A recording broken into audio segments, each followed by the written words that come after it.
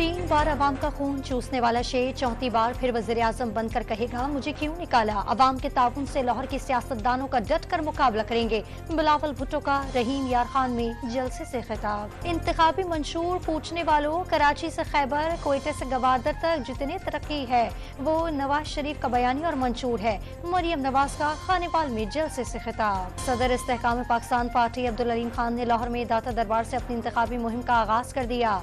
दावा किया कि अगली हुकूमत में IPP का अहम किरदार होगा। वज़ीर ख़ारजा जलील अब्बास जलानी और तुर्क हम मनसब का राब्ता। पाकिस्तान कशीदगी बढ़ाना नहीं चाहता। जलील अब्बास जलानी ने खाकान फिदियान को आगाह कर दिया।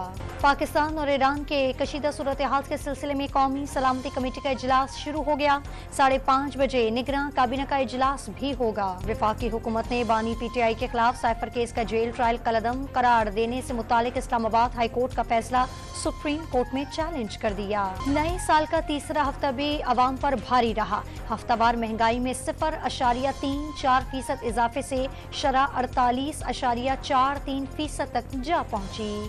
मुल्क में निगरान हुकूमत के इकदाम के बावजूद प्याज की कीमत 300 से ऊपर जा पहुंची। इस्लामाबाद के शहरी मुल्क में सबसे महंगी प्याज खरीदने पर मजबूर। कराची में मैट्रिक के इम्तिहानात में मशीन की गलती से खराब नताइज का स्कैंडल। बोर्ड ने 60% से जायद नंबर वाले पर्चों की दोबारा जांच का फैसला कर लिया।